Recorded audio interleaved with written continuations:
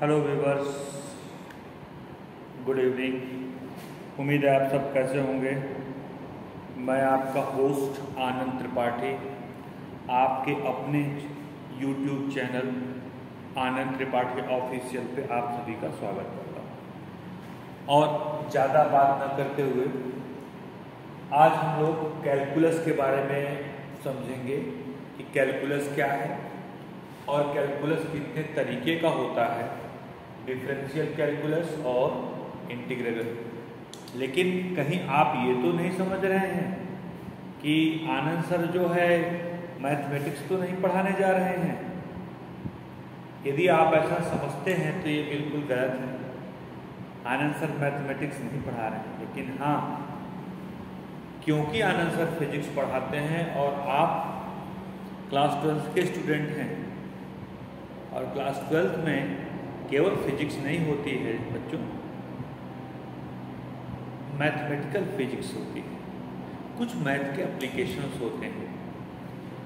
मानता हूँ मैं इस समय एक दो दिन से वीडियोस में आपके बीच नहीं आ पा रहा हूँ, कुछ कंटेंट्स में नहीं दे पा रहा हूँ। कारण है कि थोड़ा सा मेरा स्वास्थ्य गड़बड़ चल रहा है, लेकिन कोई बात नहीं। आज आई एम फीलिंग वेल, सो मैं आपके साथ ज़्यादा बात ना करते हुए मैं शुरू करता हूँ कि कैलकुलस क्या है।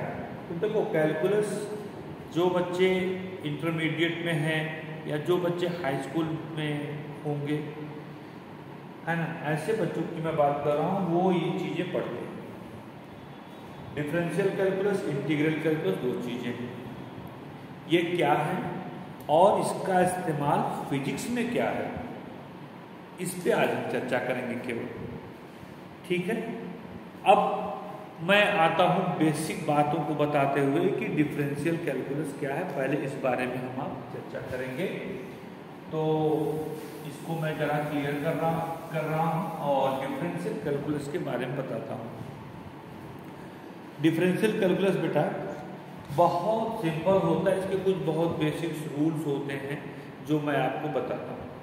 जैसे यदि कोई function f(x) is equal to x की पावर n है, यदि कोई फंक्शन f(x) है और उसकी वैल्यू x की पावर n है और हमें इसका डिफरेंशिएशन करना है, ठीक है, तो हम क्या लिखेंगे, d/dx f(x)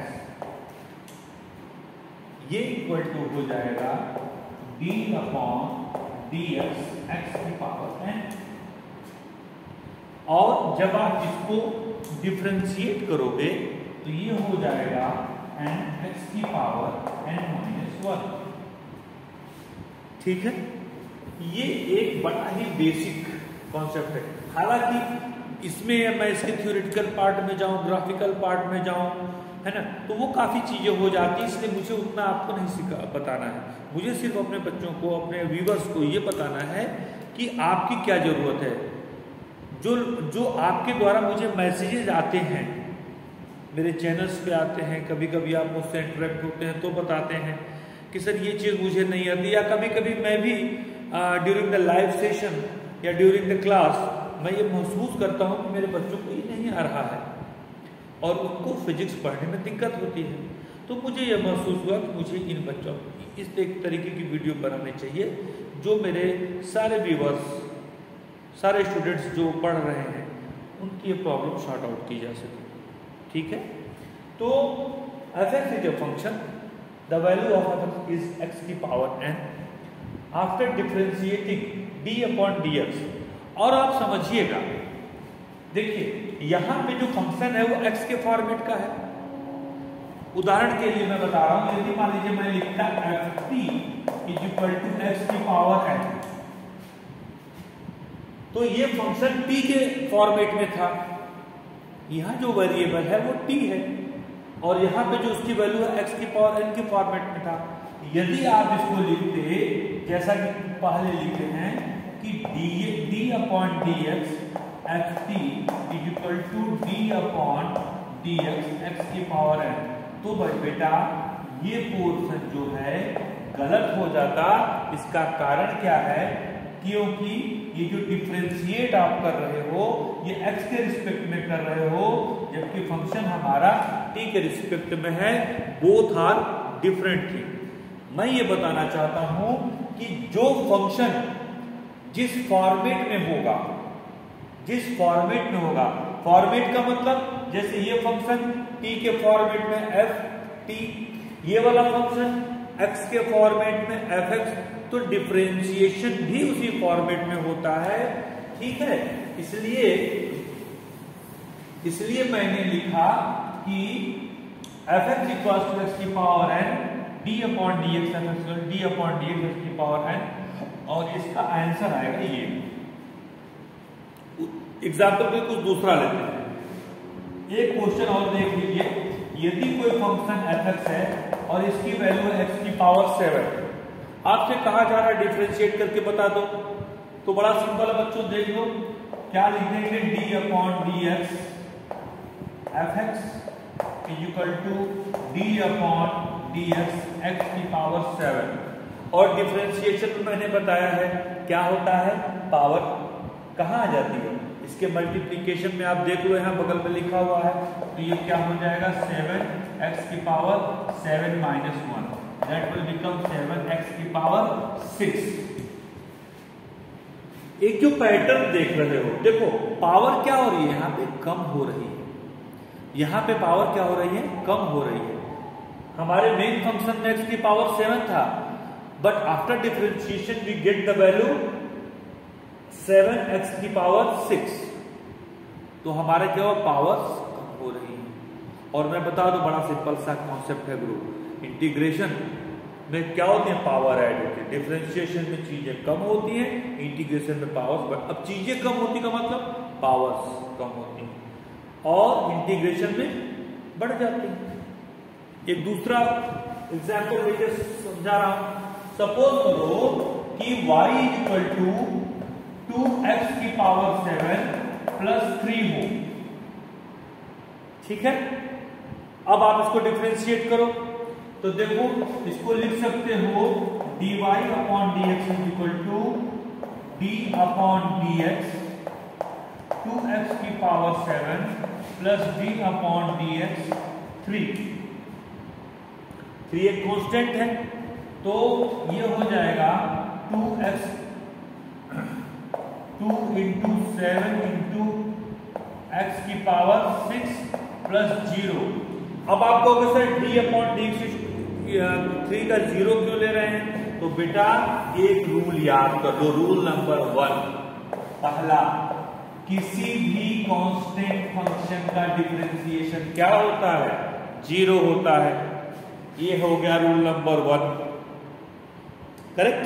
किसी भी कांस्टेंट फंक्शन, किसी भी कांस्टेंट पैरामीटर का जो हम यदि डिफरेंशिएशन निकालेंगे दैट विल बिकम 0। ये बात क्लियर है, ये बात क्लियर हो गई। इसके बाद दूसरा रूल क्या है कि यदि कोई फंक्शन जैसे 7x की पावर 6 है, तो यहां पर आप लोग सर इसका 0 हो जाएगा, ऐसा नहीं होता है। इसको हम रिकरेक्ट में लिख सकते हैं 7d अपॉन dx की पावर x की पावर 6, और हम इसका डिफरेंशिएशन करते हैं तो हमारा आंसर आ जाएगा 7 इंटू 6x की पावर 5। तो इसका हो जाएगा आंसर 42x की पावर 5। मतलब यदि ऐसा कोई क्वेश्चन आए तो जो कांस्टेंट 7 है वो बाहर आ जाता है। ठीक है, ठीक है बेटा। तो ये दूसरा रहा। आपको मेन यही देखना होगा ये, क्योंकि जो आप फिजिक्स पढ़ोगे उसमें इतनी काफी चीजें नहीं आती जितना परेशान हो। 2-3-4 चीज आती हैं जो मैं आपको बता भी रहा हूं, और वो ये है कि डिफरेंशिएशन क्या है, मतलब क्या है का मतलब उसका डिफिनीशन नहीं, उसका ग्राफिकल रिप्रेजेंटेशन हमें नहीं बताना है, उसकी डिटेलिंग में नहीं दे, वो तो आप मैथ में पढ़ोगे ही पढ़ोगे।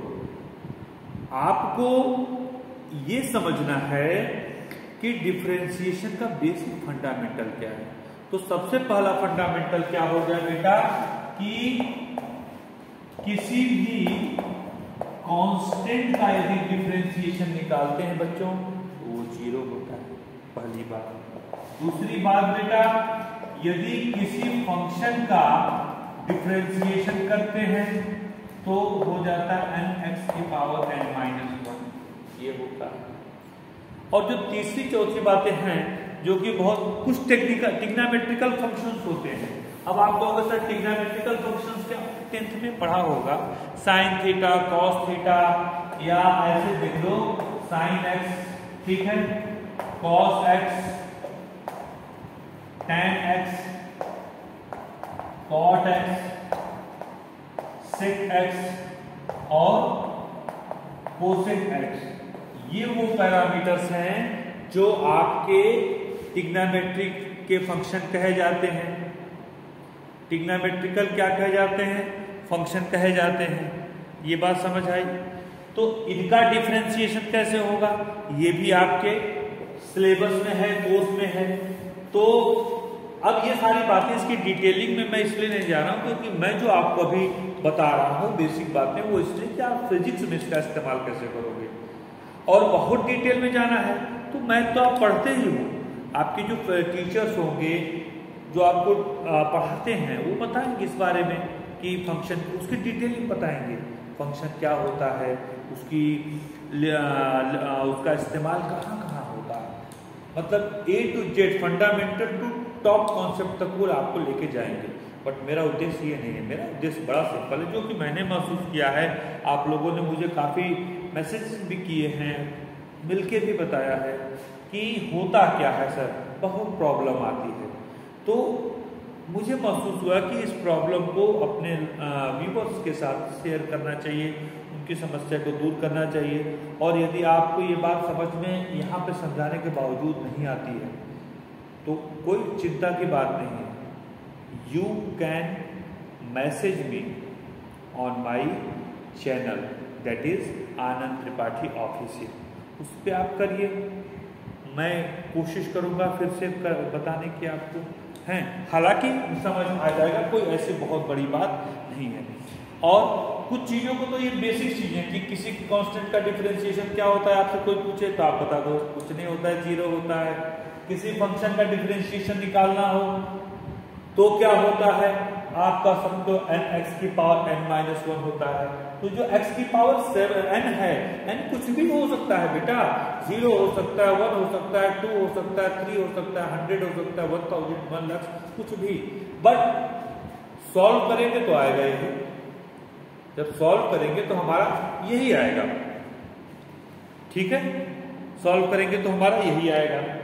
इसके बाद अभी मैंने बताया कि कुछ ट्रिग्नोमेट्रिकल फंक्शंस के भी डिफरेंशिएशन होते हैं, तो इसको चाहो तो आप देख के वीडियो से आप नोट भी कर सकते हो, याद भी कर सकते हो कि dy/dx sin x का डिफरेंशिएशन क्या होगा, तो इसका होता है cos x। sin x का डिफरेंशिएशन क्या हो जाएगा, cos x हो जाएगा। और cos x का क्या हो जाएगा, कुछ तो पता ही है, तो d/dx cos x equal to हो जाएगा बच्चों -sin x, ठीक है। ये जरूरत जब आप न्यूमेरिकल्स लगाओगे तो इसकी जरूरत पड़ेगी, ठीक है, इसकी जरूरत पड़ेगी। कभी कभी होता क्या है, हालांकि log का भी होता है, जैसे d/dx log x, तो log इसका हो जाता है बेटा 1/x, ठीक है, log x का कितना हो जाता है 1/x। या तो ये कुछ बेसिक्स था, ये कुछ बेसिक्स था। हालांकि रूल बहुत से हैं, ऐड कैसे करते हैं, डिवाइड कैसे करते हैं, सब्ट्रैक्ट कैसे करते हैं। एक मैं आपको एग्जाम्पल समझा रहा हूं ये कुछ बेसिक्स बताने के बाद, ताकि आपका डाउट दूर हो जाए। यदि कोई function y equal to 6x² plus 3x plus 2 है और आपसे कहा जा रहा है कि डिफरेंशिएट, देखो तो डिफरेंशिएट करोगे तो हो जाएगा dy/dx अब आप कहोगे सर dy/dx क्यों लिख रहे हो? क्योंकि फंक्शन y है और किसके रिस्पेक्ट में है? x के रिस्पेक्ट में है ना बेटा। तो ये हो जाएगा d/dx x² plus 3x plus 2 हो जाएगा। मैं स्टेप बाय स्टेप सॉल्व कर रहा हूं, किसी को डाउट होगा ही नहीं।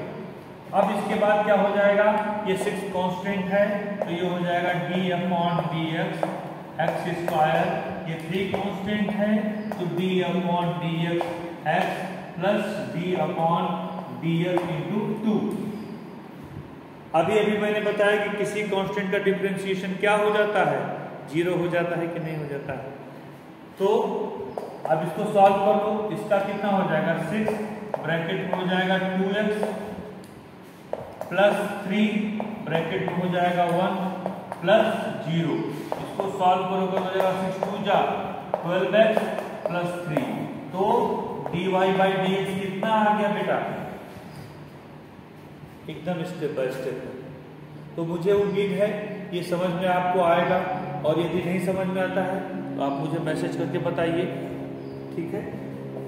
अब इसका दूसरा पार्ट, और दूसरा पार्ट क्या है बेटा? इंटीग्रेशन। जैसे देखो डिफरेंशिएशन में मैंने पहला यही बताया था ना कि यदि कोई फंक्शन है तो x की पावर n दिया हुआ है, इसका डिफरेंशिएशन मैंने बताया था कि dy/dx हो जाएगा d/dx x की पावर n, और इसकी वैल्यू हो जाएगी n-1। ये बताया। ऐसे ही बेटा यदि कोई फंक्शन y की पावर x की पावर n है और उसको हम इंटीग्रेट करते हैं तो क्या आएगा? तो सबसे पहले इंटीग्रेशन का सिंबल देखो ऐसे बनाते हैं। इंटीग्रेशन का सिंबल कैसे बनाते हैं? ऐसे बनाते हैं। तो और ये क्या है? ये डिफरेंशिएशन का सिंबल है, ठीक है। तो हम क्या करेंगे? इंटीग्रेशन ऑफ, है ना, देखो सॉरी मैं क्या कर रहा हूँ, इसको इंटीग्रेट करोगे तो जब इंटीग्रेट करोगे तो हो जाएगा इंटीग्रेशन ऑफ x की पावर n dx, यही होगा। और इसको इंटीग्रेट करोगे बेटा तो हो जाएगा x की पावर n+1 upon n+1 plus c some constant, या इसको कभी कभी लिख सकते हो n+1 इंटू x की पावर n+1। अब आप अंतर देखो, यहाँ पे जब मैं डिफरेंशिएट कर रहा था तो यहाँ पे n-1 आ रहा था, मतलब चीजें क्या हो रही हैं? कम हो रही हैं, घट रही हैं। जबकि जब मैं यहाँ इंटीग्रेट कर रहा हूँ तो आ रहा है x की पावर n+1, यही तो आ रहा है ना। इसका मतलब क्या हो रहा है? चीजें बढ़ रही हैं। चीजें क्या हो रही हैं? बढ़ रही हैं। ये बात समझ आया? तो मैं इसको क्लियर कर रहा हूं। और जैसे डिफरेंशिएशन में कुछ ट्रिग्नोमेट्रिकल फंक्शंस थे, जैसे dy/dx sin x का मैंने क्या बताया था? cos x बताया था। d/dx cos x का क्या बताया था? -sin x बताया था। वैसे ही मैं आपको अब इंटीग्रेशन में भी ट्रिग्नोमेट्रिक का इन्वॉल्वमेंट बता रहा हूं कि integration of sin x, integration of sin x dx क्या होता है, ठीक है। और मैं बता दूं बेटा कि ये होता है माइनस, ऐसे ही integration of cos x dx क्या होता है? तो ये हो जाएगा sin, ठीक है। ठीक है बच्चों, इस चीज को थोड़ा सा समझिएगा, ये यूज में आएगा आपको जब आप फिजिक्स पढ़ोगे तो। और बता दो sin x का ग्राफ कैसे होता है? वो बेटा साइनोसॉइडल होता है। ये किसका ग्राफ हो गया? sin x का। और ये 0 हो गया, ये पाई हो गया, ये 2 पाई हो गया। और आप देखो ग्राफ के अकॉर्डिंग कि sin 90 साइन 90 डिग्री की वैल्यू क्या होती है, मैक्सिमम 1 होती है, यहां ये दिख रहा होगा।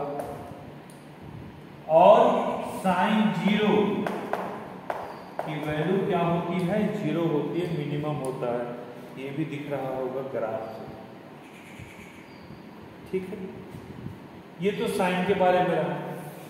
और इसके बाद कॉस के बारे में बताऊं बेटा, तो जो कॉस का ग्राफ होता है वो कुछ ऐसा होता है, ये 0 हो गया, ये π/2 हो गया, तो कॉस 0 की वैल्यू 1 और कॉस 90 की वैल्यू 0 होती है। इसका मतलब कॉस 0 पे मैक्सिमम वैल्यू देगा, जबकि 90 पे मिनिमम वैल्यू देगा। और एक बात, 90 डिग्री को ही हम π/2 भी लिख सकते हैं, ये भी आप जानिएगा, ये भी आप जानिएगा। ठीक है, तो आज जो है, आज मैंने आपको क्या क्या बताया, बहुत छोटी और बहुत महत्वपूर्ण बातें बताई। वो ये थी कि हम लोग कैलकुलस पढ़े, दो तरीके का होता है, डिफरेंशियल कैलकुलस, इंटीग्रल कैलकुलस। उसके बेसिक्स क्या थे, मैं डीप में नहीं गया क्योंकि वो मैथ का सब्जेक्ट है, तो वो मैथ वाले आपको जो भी ट्यूटर या टीचर्स होंगे वो आपको बताएंगे।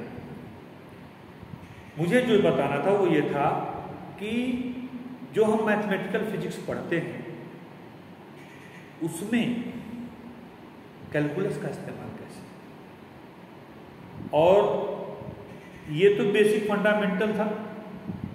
आने वाले वीडियोस में मेरे आप देखोगे कि मैं ये जो कैलकुलस हम लोगों ने पढ़ा है इसका यूज कैसे करते हैं, इस पे भी मेरे तमाम वीडियोस आएंगे, चाहे वो मोशन इन स्ट्रेट लाइन से रिलेटेड हो, चाहे वो इलेक्ट्रिसिटी से रिलेटेड हो, चाहे वो मैग्नेटिज्म से रिलेटेड हो, हम इसका इस्तेमाल कैसे करेंगे। इसका मतलब कैलकुलस का मतलब डिफरेंशियल कैलकुलस और इंटीग्रल कैलकुलस का।